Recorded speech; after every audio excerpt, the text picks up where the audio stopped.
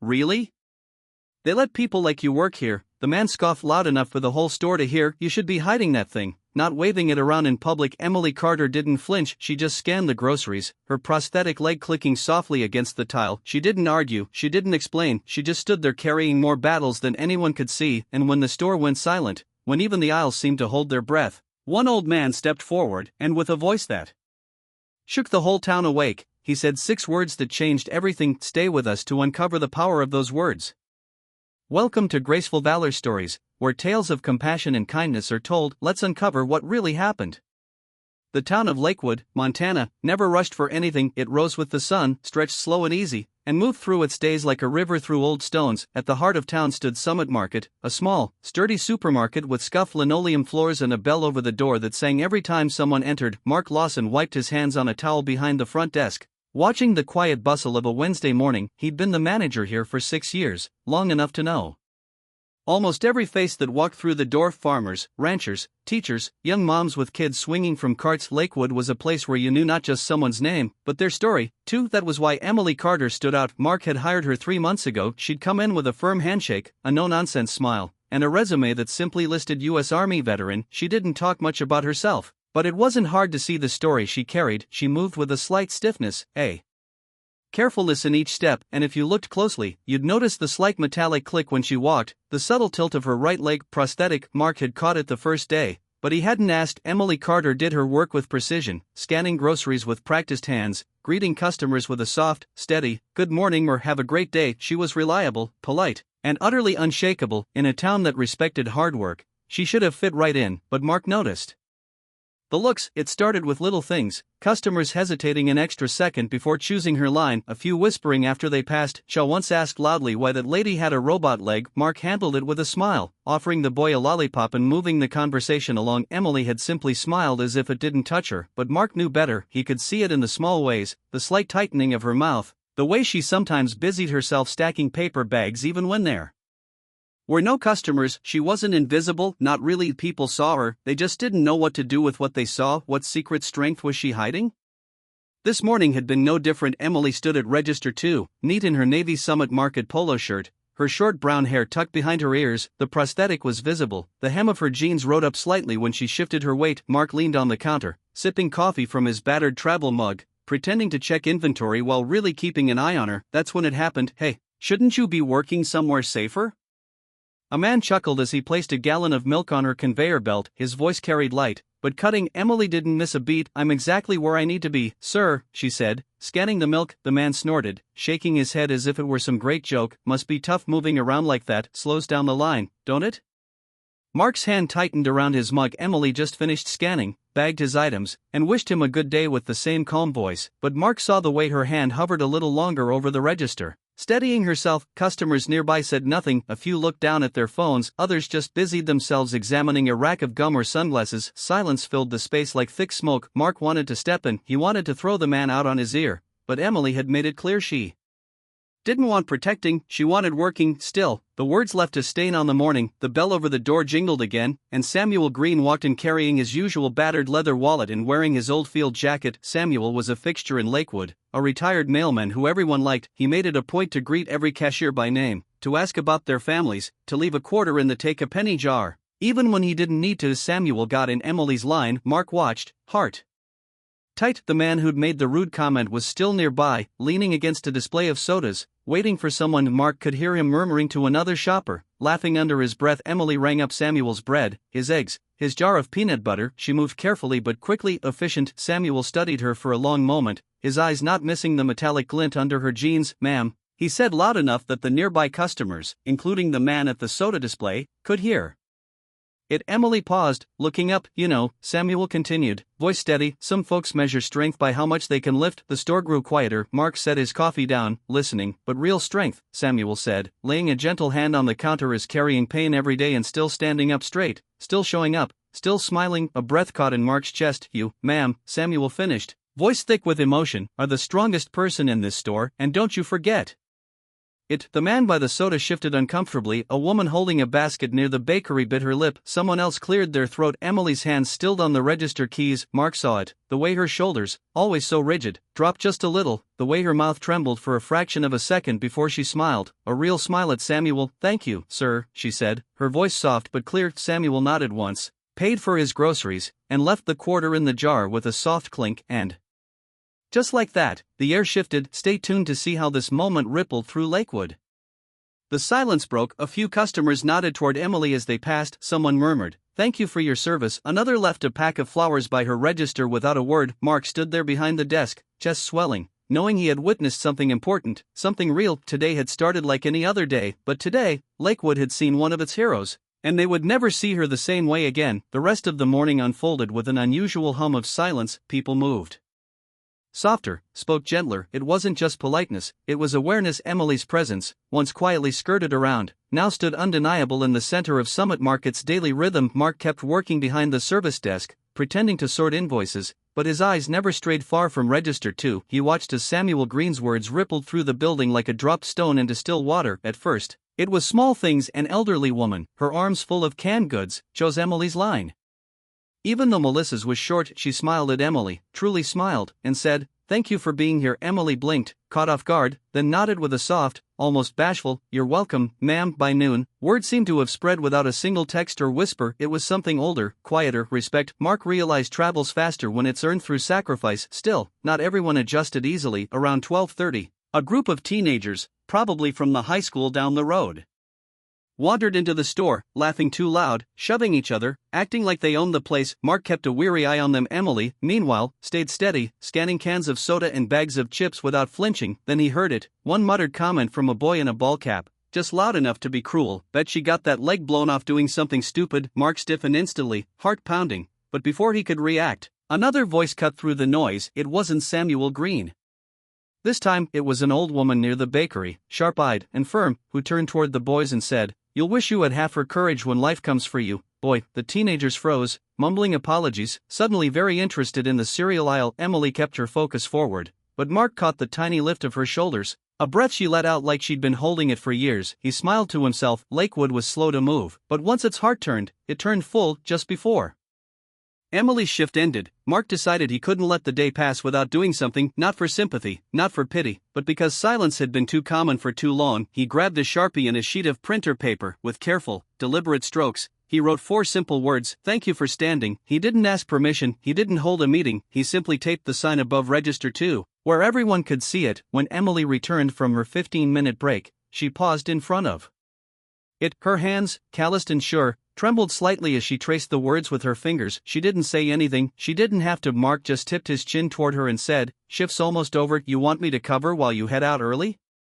Emily looked around at the customers, smiling at her, at the boy who gave her a shy thumbs up from the dairy section, at the old veteran's cap Samuel Green had left sitting on the counter like a silent salute. She straightened her back, her prosthetic clicking lightly against the tile. "No, sir," she said, "I think I'll stay a little longer today." Mark grinned, glad to hear it. Outside, the sun dipped lower behind the mountains, casting the parking lot in a soft gold. The wind carried the scent of fresh rain, and somewhere far off, a train whistled its lonely call across the valley. Inside Summit Market, a quiet kind of battle had been fought that day, not with shouting, not with fists, but with truth, with kindness, with courage. Too stubborn to sit down, too proud to hide, and for the first time since she'd come to Lakewood, Emily Carter wasn't just seen, she was honored. She was home.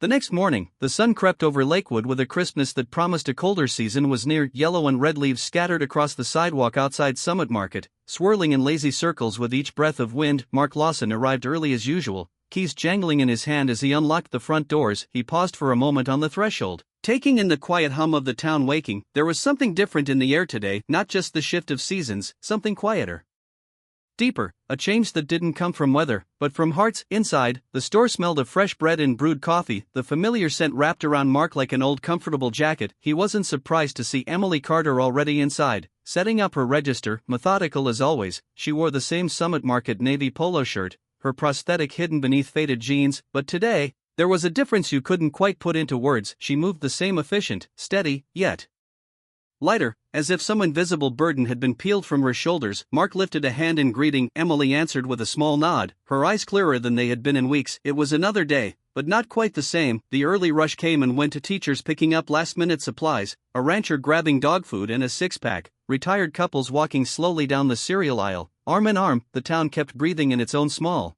reliable rhythm, but there was a new awareness now. Customers looked Emily in the eye when they spoke to her. Some smiled longer, some paused to say thank you, some didn't say anything, but their faces said enough. Mark watched it all unfold quietly from behind the service counter, pretending to be buried in paperwork, but missing nothing. At around 10 o'clock, the bell above the door jingled, and a tall figure stepped inside. Mark looked up. It was a man in his late 30s, maybe early 40s, lean and hardened, the kind of man whose posture gave away a military past even before you saw the worn army jacket. His boots echoed slightly on the floor as he walked, carrying a small brown paper bag tucked under one arm. He didn't browse, he didn't dawdle, he walked straight toward register 2, straight toward Emily. Mark felt the shift immediately, felt Emily go still like a taut wire. The man stopped in front of her register, laid the brown paper bag gently on the counter. He took off his cap, pressing it to his chest. "Emily Carter?" he asked, voice low but steady. Emily straightened a fraction. "That's me." The man reached into his jacket and pulled out a folded piece of paper, edges soft and worn from being carried too long. He held it out with both hands like something sacred. "My brother." The words caught and he had to swallow before continuing. "My brother served with you in Afghanistan. His name was Luke Henderson." Mark saw the flicker of recognition in Emily's eyes, a wound hidden too deep to ever fully close. The man kept speaking, rough and honest. "He didn't make it, but before he was gone, he told me about you, said if I ever found you, I needed to say something." He pushed the paper closer. "It's from him." Emily's hand moved slow and careful, taking the letter like she might shatter if she touched it wrong. She unfolded it carefully, smoothing the creases. Mark could only see the back of the paper, not the words, but he could imagine words written in a hurry in a dusty outpost across the world, words meant to outlive the man who wrote them. Emily read in silence, one line, "To," her mouth pressed tight, her jaw set hard. But she didn't look away. When she finished, she pressed the letter to her chest, closing her eyes for a long, still moment. The man across the counter waited, cap still gripped tightly against his ribs, his throat bobbing as he swallowed emotion. "Thank you," Emily said finally, her voice rough but strong. "Thank you for bringing this." The man shook his head, eyes shining. "No, ma'am, thank you for everything." For a few heartbeats, neither of them moved, neither of them needed to. They were soldiers, separated by different wars, different losses, but bound by the same invisible oath. "We carry each other's burdens." Finally, the man nodded once, solemn, and turned away. The bell chimed soft and slow as he left. Emily stood there for a long moment, the letter clutched in one hand, the brown paper bag, still untouched, on the counter. Then quietly, almost like a breath, she tucked the letter into her apron pocket, straightened her shoulders, turned back to her register. Not a tear fell, not a sob escaped. She simply kept going because that's what warriors do. Mark realized the whole store had fallen into a kind of reverent hush. Even the usual beep of the scanner sounded muted. Across the produce section, an old man with a faded Vietnam veteran ball cap lifted a trembling hand and gave a slow, deliberate salute. Emily saw him, and for the first time since Mark had known her, she let herself respond. She brought her hand up, not a full salute, but a quiet, respectful nod, acknowledging everything they both knew without needing to say it. Mark felt a lump climb into his throat. He turned away, pretending to adjust a display of oranges, but nothing could hide the truth. Today wasn't just another morning at Summit Market. Today,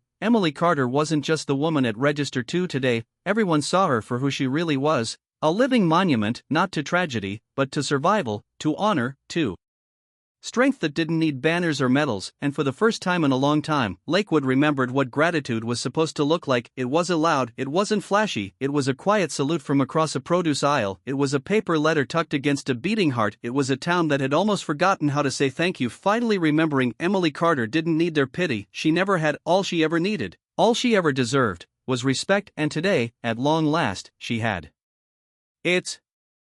By the time the lunch rush hit, Summit Market was alive with the low hum of conversation, carts rattling over worn tiles, and the occasional ding of the register. But even amid the everyday noise, something about the place felt different. Mark Lawson stood near the bakery section, rearranging a display of cinnamon rolls, but his mind wasn't on pastries. His eyes kept drifting to Register 2. To Emily Carter, she moved through her tasks with the same quiet efficiency, but there was a difference now.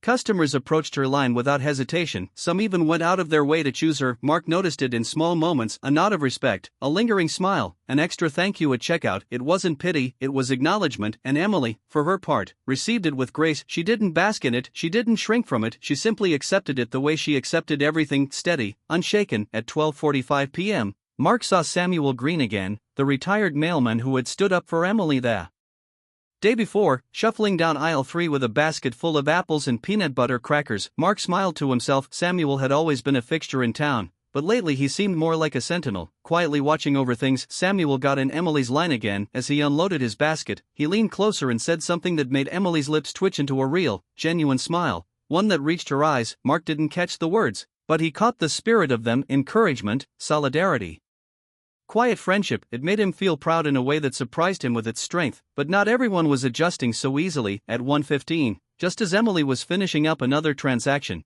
a sharp voice cut through the hum of the store. Is this seriously what we've come to? Mark's head snapped up. A woman stood in line, mid-50s, expensive haircut, manicured nails, gripping a designer purse like it might save her from drowning. She wore a tailored jacket far too formal for Lakewood and an expression so sour it could curdle milk. She was staring at Emily with open disdain. Hiring people like this, the woman said, voice high and carrying. It's unprofessional, it's upsetting. A hush fell over the nearby shoppers. Someone dropped a can of peas, the clatter echoing unnaturally loud. Mark started moving before he even realized it, anger rising hot in his chest. But he wasn't the first. Daniel Green, Samuel with his crooked back and worn boots, stepped away from his cart and planted himself between the woman and Emily. You watch your mouth, ma'am, Samuel said, voice calm but edged with iron. That person you're talking about, she's got more courage in her little finger than you've got in your whole body. The woman recoiled, sputtering, I have every right to.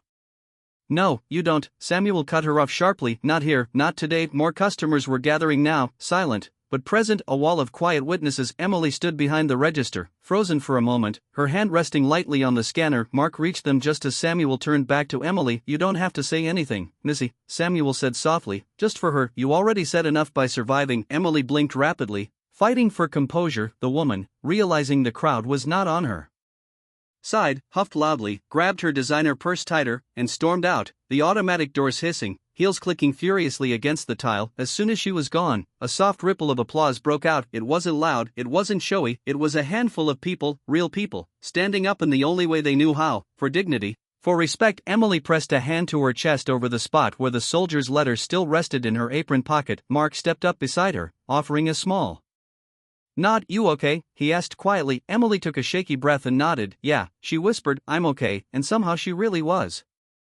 That night after the store closed and the last receipt was tallied, Mark found himself lingering behind its Summit Market. The aisles were darkened, the hum of the freezers the only sound. He wandered toward Register 2, to where the brown paper bag still sat there, forgotten in the rush of the day. He opened it carefully. Inside was a simple hand-carved wooden plaque. 3 words burned into the surface with careful strokes. Still standing strong. Mark traced the letters with his thumb, throat tight. It wasn't just a gift, it was a reminder, a testimony, a promise. He thought about mounting it on the wall, maybe above Register 2, thought about making it permanent so that anyone who walked into Summit Market would know that here strength wasn't measured in appearances or in the number of steps you could take without a limp. It was measured in heart, in resilience, in the quiet refusal to quit. Mark smiled to himself, feeling something settle deep in his chest. Tomorrow, he decided, tomorrow he would find a hammer and a few good nails, because Emily Carter wasn't just still standing, she was carrying them all forward. The next few days at Summit Market unfolded like a second spring. Word had spread about what happened with Emily Carter, not through gossip, but through pride. Stories traveled from the diner to the gas station, from the barbershop to the church pews. Stories about a woman who had worn the uniform, who had given up part of her body, but never her spirit. A woman who showed up every morning, stood behind that register, and gave her best without asking for sympathy or applause. In a town like Lakewood that mattered more than people realized, Mark Lawson could feel the shift every time he looked around his store. People lined up at Register 2 now, sometimes even bypassing open registers just to have Emily ring them up. Customers brought her coffee, little kids drew her pictures, someone anonymously left a bouquet of sunflowers with a note that said simply, "You are seen, you are honored." Mark had hung the wooden plaque above her register the morning after he found it in the bag, still standing strong. It caught the light just right, and every person who checked out with Emily saw it. But even good change has a way of drawing out the ones who resent it. It happened on a Friday afternoon right as the weekend crowd started to roll and Emily was working her usual shift, the store buzzing around her, when the door swung open hard enough to jingle the bell like a fire Alarm! A man stormed in, heavy-set, red-faced, wearing a jacket embroidered with some company logo. He stomped straight toward the service desk, ignoring everyone else. Mark, stacking a display of canned beans nearby, straightened immediately. He knew that looked trouble. The man slammed his hands on the counter, rattling the donation jar for the local animal shelter. You the manager, he barked. Mark wiped his hands calmly on his apron. Yes, sir, what can I help you with? The man jabbed a thick finger toward Emily, who was helping an elderly woman bag her groceries at register 2. That crippled girl, he spat the word like it tasted foul. She scanned my wife's groceries yesterday, took twice as long. My wife came home in tears, embarrassed. Mark's heart hammered once, twice, and then steadied. He kept his voice level. I'm sorry your wife had a difficult experience, he said evenly, but Emily is one of our best employees. She's efficient, she's respectful, and she deserves the same respect in return. The man's face darkened, and for a moment, Mark thought he might reach across the counter. She shouldn't be out here where decent folks can see her, the man hissed. It's disgusting. She belongs. He didn't finish the sentence, but he didn't have to. The silence that fell over Summit Market was deafening. Every head turned, every eye locked on the scene at the front of the store. Emily, who had finished helping the elderly woman, stood motionless behind her register, her hands folded calmly. She didn't flinch, she didn't lower her eyes, she just stood there, still standing strong. Samuel Green, who happened to be thumbing through the discount produce bin, stepped forward again, but this time, he wasn't alone. Other customers, young, old, mothers, farmers, teachers, quietly left their carts and formed a semicircle near the front. Mark looked at the man and spoke, his voice firm and carrying. In this store, sir, we value service, we value sacrifice, we value character. He nodded toward Emily. And we don't tolerate hatred, not toward our employees, not toward anyone. The man opened his mouth, but Mark wasn't done. If that's a problem for you, he continued, come as a mountain, you're welcome to take your business elsewhere. A beat of tense silence, then someone clapped, sharp and singular, then another, until the whole store echoed with applause. The angry man turned scarlet, muttered something under his breath, and stormed out, the bell above the door jangling in his wake. When he was gone, the applause didn't die immediately, it lingered, swelling like a tide. Mark looked over at Emily. For a moment, she stood frozen, overwhelmed, caught between disbelief and gratitude. Then slowly, she smiled, a small, shy, luminous thing. Mark felt his throat tighten, and looked away, pretending to check the printer paper behind the counter. The town of Lakewood had drawn a line that day, and it had drawn it on the side of grace. Later that evening, after the store closed and the floors had been mopped, Emily found herself standing in front of the plaque above her register. She traced the words again, just like she had that first day, still standing strong. Mark leaned against the nearby counter, arms crossed loosely. You know, he said casually, I was thinking we could add a second plaque. Emily raised an eyebrow, intrigued. Mark smiled, maybe something simple, something true. He walked over, tapped the wood lightly. Strength has many faces, he said. Emily chuckled softly, a warm, rich sound that filled the empty store. I like that, she said. Mark nodded. Good, because around here we need reminders. He paused, then added, quieter, and people to remind us. Emily looked around the dim, quiet store, the place that had against all odds become her home. She thought of Samuel's salute, of the old man's letter, of the little girl who had left her a hand-drawn picture of a superhero with a metal leg. She thought of survival, of scars, of the way some battles left no visible wounds, but carved themselves deep. All the same, strength has many faces, and one of them today was hers. Emily Carter smiled, tucked the letter deeper into her apron pocket, and turned off the lights. Another day survived, another day honored, still standing strong and ready for whatever came next. Saturday mornings in Lakewood carried a special kind of stillness. Families lingered longer over breakfast, kids played on front lawns, the farmers market at the town square buzzed with easy chatter and the scent of fresh apples and hay. At Summit Market, the day began a little differently. Mark Lawson unlocked the doors just before 8, expecting another normal Saturday rush, but when he stepped inside, he found something waiting for him at the front counter. A small envelope, no name, no decoration, just a plain white envelope taped carefully to the base of the register where Emily worked. Mark peeled it off gently, his name handwritten across the front in small, careful letters. Inside was a single sheet of paper. No threats, no complaints, no hate, just a simple request. Mark, if you could find a way, we'd like to honor her properly. No speeches, no fanfare, just real gratitude from all of us who noticed, even when we didn't know how to say it. There was no signature, but Mark didn't need one. He looked up, heart heavy and hopeful all at once. Some debts couldn't be repaid, but some kindnesses could be passed forward. He folded the letter carefully and tucked it into his pocket. The idea formed almost instantly, simple, fitting, exactly what Emily would never ask for, but everything she deserved. By noon, Mark had pulled together a handful of trusted friends: Samuel Green, 2 high school teachers, Pastor Whitmore from the town church, and even Officer Daniels from the local police. They huddled behind the bakery counter, whispering over coffee and scribbled notes. We can't make it about the scars, Pastor Whitmore said. Firmly, it has to be about the strength. Samuel nodded. She ain't broken, she's whole in ways most people ain't. Mark agreed. It has to be quiet, genuine, nothing flashy. They debated logistics, timing, how to make it happen without tipping Emily off. After all, the woman had a sixth sense for trouble and for attention she didn't want. Finally, they had a plan, something small, something honest, something that said, "We see you, we honor you, we're better because of you." Sunday morning dawned clear and golden at Summit Market. Things seemed normal enough. Emily arrived early, clocked in without fuss, and began her shift as usual. But as the morning wore on, a subtle change crept into the air. Customers came in more than usual for a Sunday. Families, couples, older folks who didn't normally shop on weekends, and they all lined up at Register 2. Emily scanned groceries with her usual quiet precision, but even she began to notice the patterns, the long lines at her register, the extra smiles, the kids who waved shyly, the people who lingered just a little longer to say, "Thank you, ma'am," with an earnestness that couldn't be faked. She frowned slightly, glancing over at Mark behind the counter, but he just shrugged innocently and kept organizing a display of chewing gum. At precisely noon it happened. The bell over the door jingled not once but 3 times in quick succession. Emily looked up. 3 men entered the store wearing full dress uniforms, Army, Navy, Marines. Their shoes gleamed, their hats set square on their heads, their medals caught the light and threw it back like tiny stars. The store went utterly still. Emily's hand froze on a box of cereal she was scanning. The men didn't speak, they didn't need to. They walked slow, deliberate through the gathered crowd, weaving between carts and shelves until they reached Register 2. The Marine stepped forward first. He removed his hat and saluted, sharp, clean, full of weight and meaning. The Army soldier followed, then the sailor. 3 salutes, 3 silent honors. Emily's mouth parted, but no sound came out. Her hands trembled slightly as she set the cereal box down. Samuel Green appeared beside her, reaching into his pocket and pulling out something small and round, a coin engraved simply with the words valor, service, home. He pressed it into Emily's palm, closing her fingers gently over it. Pastor Whitmore stepped forward next, laying a hand on her shoulder. "You carried us," he said softly, so only she and a few near could hear. "Now let us carry you." The crowd behind them stood quietly, no shouting, no speeches, just a forest of bowed heads, hats removed, hands over hearts, respect not demanded but freely given. Mark swallowed hard against the lump in his throat. Emily stood very still for a long moment, then with visible effort, she lifted her head. Her voice when it came was raw but steady. "I just did what anyone would have done," she said quietly. Samuel smiled gently. "Maybe, ma'am, but you did it when it mattered." She closed her fingers tighter around the coin, looked out at the faces, some familiar, some strangers, who had come not to pity her, but to stand with her, and something inside her, something that had been locked away since the day she lost her leg, since the day she came home to silence and stares, finally cracked open, not broken, freed. Emily Carter straightened her back,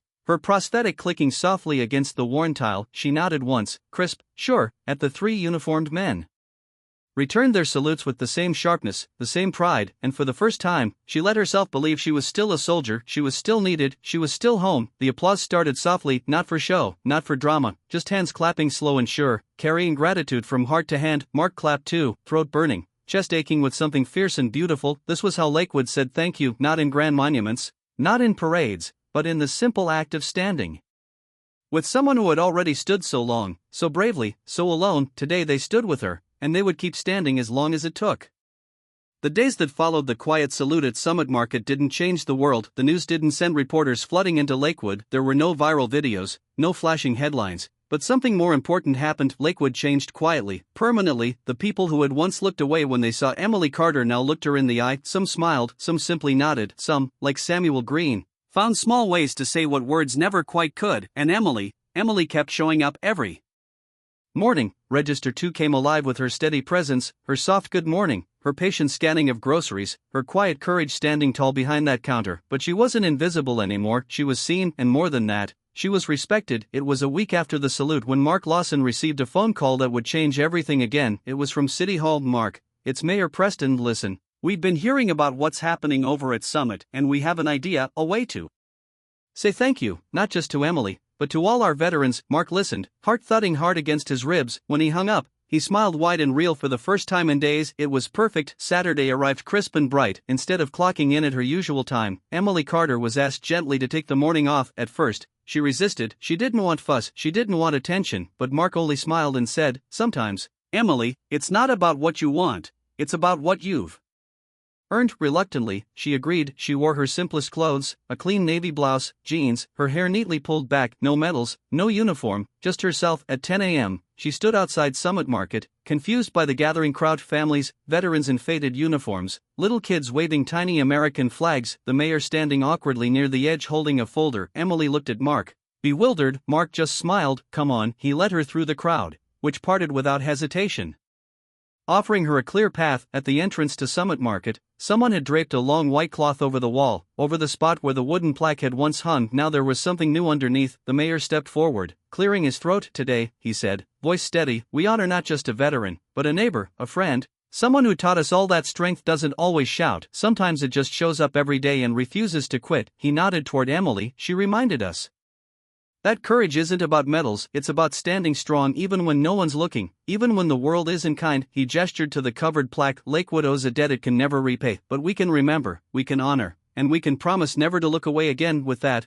he reached up and pulled the cloth free. The new plaque gleamed in the morning sun, hand-carved, simple, powerful. It read, Emily Carter, Memorial Register, in honor of all who serve, seen and unseen. Strength has many faces, courage stands quietly. For a moment, Emily could only stare. The whole town seemed to hold its breath, waiting. Then she lifted her head, her eyes shining but clear. She stepped forward and placed her hand on the plaque, fingers splaying over the carved letters as if anchoring herself to something solid and true. No speeches, no parade, just a woman and a town finally seeing each other fully. Samuel Green started the applause this time, a single clap that echoed like a shot, then another, and another, until the entire square rang with the sound of hands meeting, hands a living heartbeat of gratitude. Emily turned, facing them. She didn't say much, she didn't need to, just 6 words spoken clear and strong. Thank you for standing with me. And somehow those 6 words were enough, more than enough. Later that afternoon, as the crowd dispersed and the regular rhythm of life returned, Emily sat on the bench outside Summit Market, sipping a cup of coffee forced into her hands. Mark sat beside